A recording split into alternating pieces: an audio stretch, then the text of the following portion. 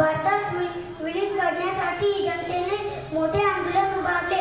या लढ्यात स्वामी रामनाथ तीर्थ, गोविंदबाई श्राफ, आशाताई वाघमारे यासारख्याने देशभक्तांनी आपले बलिदान काढले.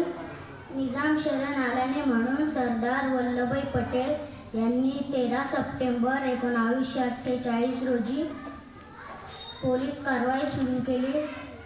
17 सप्टेंबर 1948 रोजी निजाम शरण आला आणि मराठवाडा 1948 या दिवशी स्वातंत्र्याचा सूर्य मराठवाड्यात दिमागाने उगवला. निजामांच्या जुलमी अत्याचारातून मराठवाडा मुक्त झाला आणि स्वातंत्र्याची सोनेरी पहाट मराठवाड्यातील जनतेने पाहिली. 15 ऑगस्ट 1947 रोजी आपला भारत देश स्वतंत्र झाला, परंतु मराठवाडा मात्र निजामांच्या गुलामगिरीत अडकला होता. भारतातील अनेक संस्थाने स्वातंत्र्यानंतर भारतात विलीन झाली,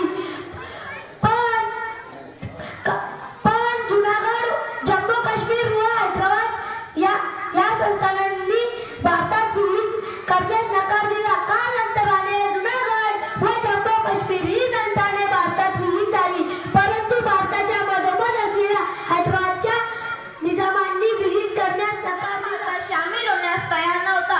त्यामुळे अनेक स्वतंत्र सैनिकांनी आणि सामान्य लोकांनी मोठा संघर्ष केला. भारतीय सैन्याने ऑपरेशन पोलो नावाची मोहीम राबवून हैदराबाद संस्थान भारतात सामील केले. त्यामुळे मराठवाडा भाग स्वतंत्र भारताचा भाग बनला.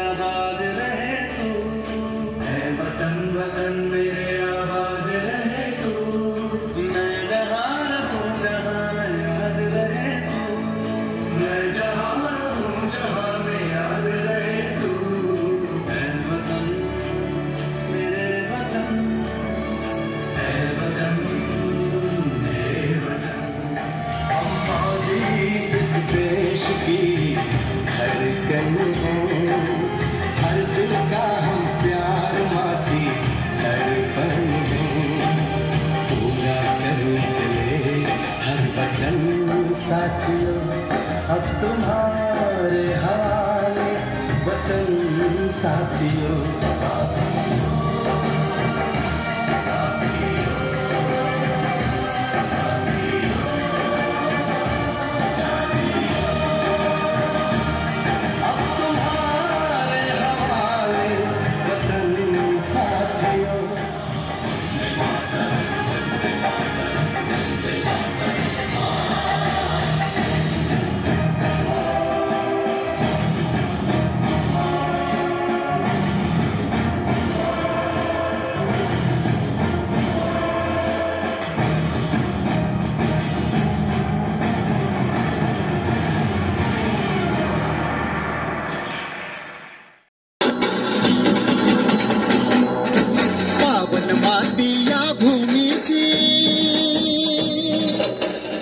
माती या भूमीची हवनासाठी शब्द तो कडा.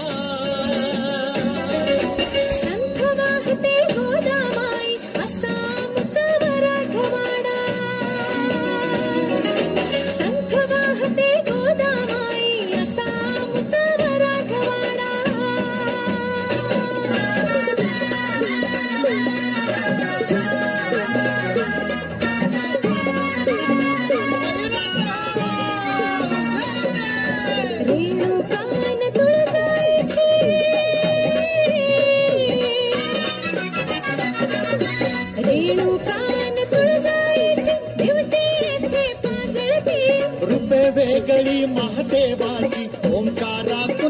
दुमती नाथ गोरोबा नाम जनाई, नाथ गोरोबा नाम जनाई, पुण्याईचा जणू घडा. संत वाहते गोदामाई असा आमचा